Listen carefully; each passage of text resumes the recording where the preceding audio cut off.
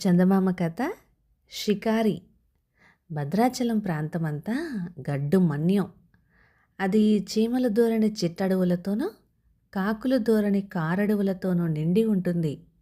ఆ అరణ్యాలలో బ్రహ్మాండమైన వృక్షాలు ఆకాశాన్ని అంటుతూ పట్టపగలే చిమ్మ చీకటిగా ఉంటుంది. ఇటువంటి మహారణ్యంలో పులులు, చిరుతలు, ఎలుగులు, తోడేళ్ళు మొదలైన వన్యమృగాలు స్వేచ్ఛగా సంచరిస్తూ ఉంటాయి. నాగుపాములు బుసలు కొట్టుకుంటూ పడగలెత్తి విహరిస్తూ ఉంటాయి. మహావృక్షాలపైన సమస్తమైన పక్షి జాతులు గూళ్ళు కట్టుకుని నివసిస్తూ ఉంటాయి.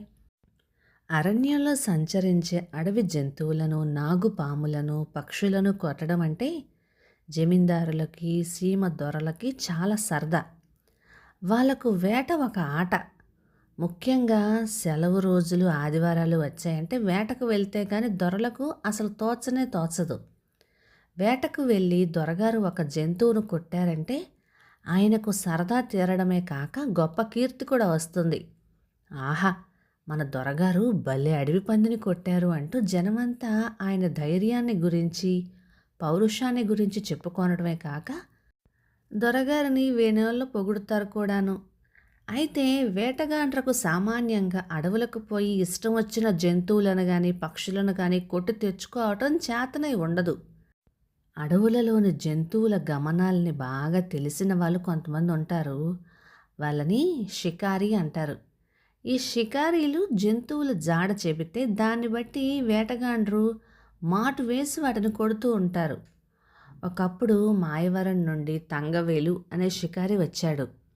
భద్రాచలం ప్రాంతంలో ఒక గుట్ట మీద మకాం పెట్టాడు. వచ్చినప్పటి నుంచి అతనికి గొప్ప పేరు వచ్చింది. అందుకని దొరలందరూ తంగవేలునే సలహా చేసేవారు. తక్కిన షికారీలు పావలానో అర్ధనో చేతిలో పెడితే చాలు, తిండి తిప్పలు లేకుండా రోజల్లా దొరవారి వెనకాల బానిసలాగా తిరుగుతారు. తంగవేలు మట్టుకు అలా కాదు.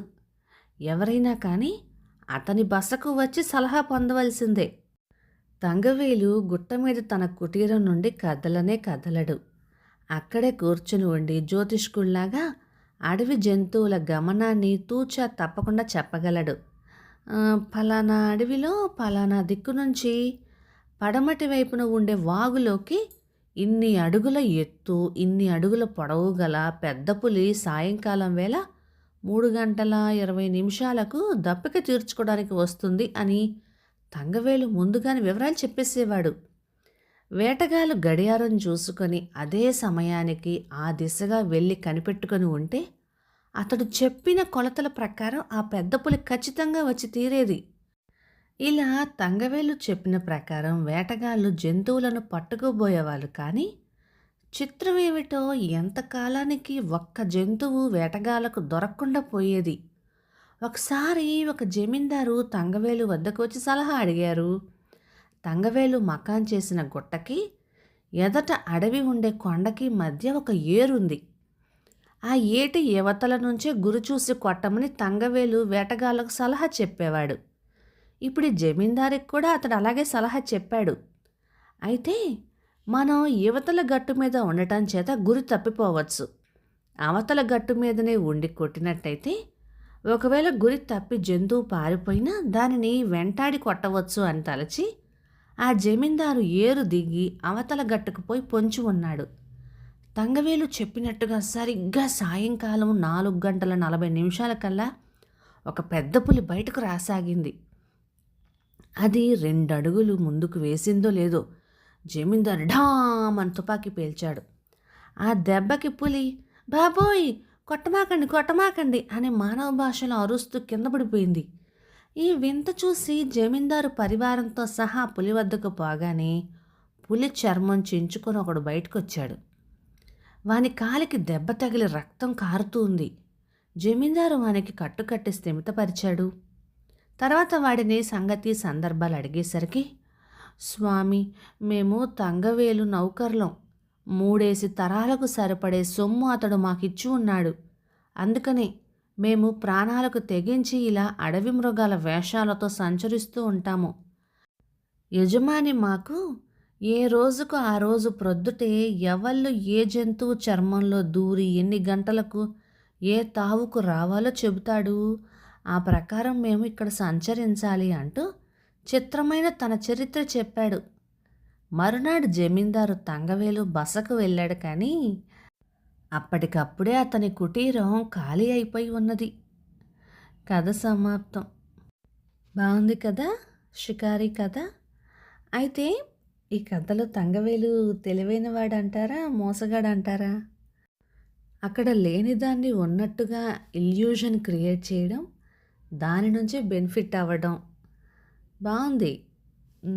నేనైతే తంగవేలు తెలివైనవాడనే అంటాను. మీరేమంటారు? కామెంట్లో చెప్పండి. ఇక ఈ కథ 1951 సెప్టెంబర్ నెల చందమామలో వచ్చింది. రచయిత లింగమూర్తి గారు భద్రాచలం నుంచి.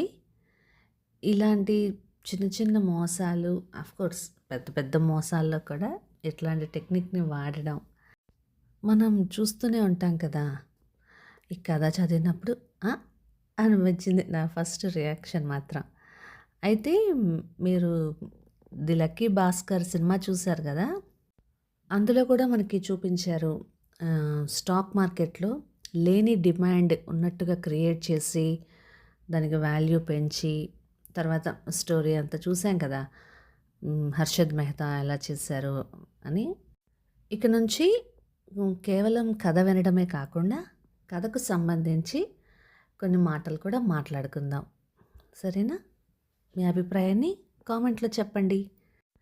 ఇక ఈ కథ మీకు నచ్చినట్లయితే లైక్ చేయండి, షేర్ చేయండి. ఇలాంటి మంచి తెలుగు కథల కోసం మన ఛానల్ని సబ్స్క్రైబ్ చేయండి. Thank you.